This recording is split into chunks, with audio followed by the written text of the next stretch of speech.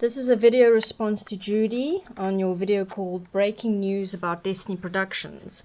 Now, the first thing that I notice about your video is that you are attempting to answer people who are emailing you, people who are anti-Destiny, and you are attempting to be able to answer them as a figure who apparently has some answers, somebody who's obviously on YouTube. You've probably created quite a reputation for yourself, and you would like to obtain more of a reputation by standing equal to the Destiny haters and saying, okay, look, I'm going to work towards answering your questions by making reference to the information that I have obtained throughout the years to be able to try and figure out what Destiny and Destiny Productions is all about.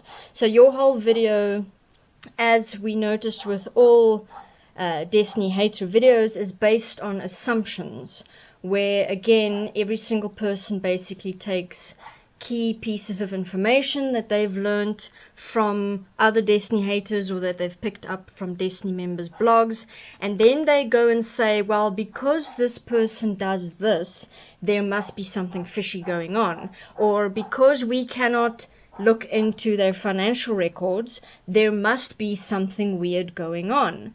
Now, throughout your video, you are doing the exact same thing that Destiny haters are doing, and now I will go into the specific points which I would like to give my perspective on. In the beginning of your interview, you referred to all the reading and gathering of knowledge and information that you have done in your lifetime, and you refer yourself to information that you have blocked or forgotten. By itself, you are referring to information that you cannot place into practical terms. You cannot place it into a livable structure for all people equally in this world to stop abusive situations. Therefore, you, as you have experienced yourself, kind of let the information go. You read about it, you let it go. In the end, all that you can do with your knowledge and information is you can again place it on the internet and share it with other people. What happens in the end is it's just knowledge information that goes around and around in circles. Some of it gets published into books, and other light worker or self-help type people will then read the books and again share the information. What happens here is that people tend to then, because none of it is placed into a practical structure that people can live, what happens eventually by you people just moving information around, you then call that real. You say, well, we don't actually know what to do with the world. We don't know what solutions can be implemented. All we have is this knowledge and information that gets passed around by everybody. Therefore, the knowledge and information itself must be real. Therefore, spirituality and whatever cause we are following by moving information around must be real. So that is the first point that you have here in your own words indicated that you are participating in, is simply taking in knowledge information, discarding it, not actually knowing what to do with it. Whereas at Destiny, what we are doing is we are taking information and we are dismantling it. We are looking at the construct of how in the first place knowledge and information was created by people. What purpose does it serve? Is it there to alleviate pain, fear? Is it there to give people a specific personality? Is it there to make you feel better about yourself? You know, what is the reason for any piece of information to have been formed in the first place? Then we go and we say, look, that's all nice and everything. It sounds very nice, like beautiful spiritual terms and enlightenment and all that information sounds very nice, but cannot be lived in this world, in this capitalist system where people are being abused every day. That information cannot be used and cannot be placed into an actual structure that will stop pain and suffering and abuse. So we, first of all, say, is knowledge information valid? Can it be used? Yes, no. If not, discard it, let it go, and let's work on actual solutions. Okay. Now, the next point that you mention is that Bernard Pullman stole ideas from other people. First of all, Bernard Pullman never said that he came up with things like self-forgiveness and writing. Okay.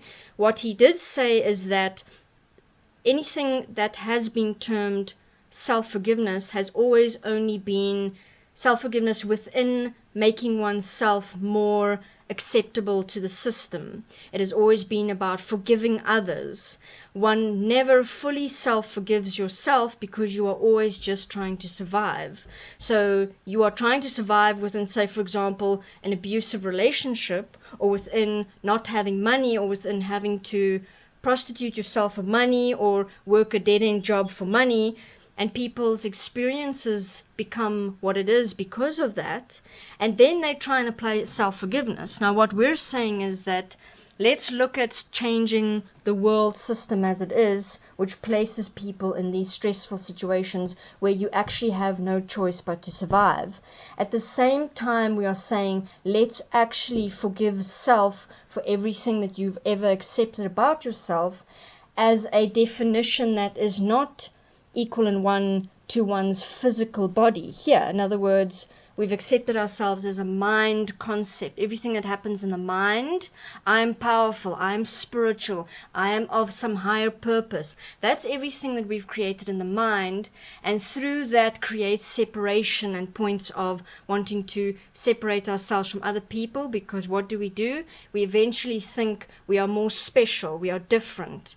And through that, we at Destiny are saying, let's stop these self-definitions that exist only in the mind through the tools of self-honesty and self-writing and self-forgiveness to get back to the one point of all being able to live here in this physical reality equally, which means let's make sure everybody has a dignified life where they have food, water, and a roof over their heads. So Bernard Pullman did not steal ideas. He's simply saying let's actually apply them structurally and within self-honesty, while also taking the world system into consideration, which in the first place keeps everybody trapped in the same cycles. So what did Bernard Pullman do, for example? He took the tools of, first of all, of spirituality, channeling, enlightenment, and he walked that for a few years, and then he found that there was no point to it and he was going in circles.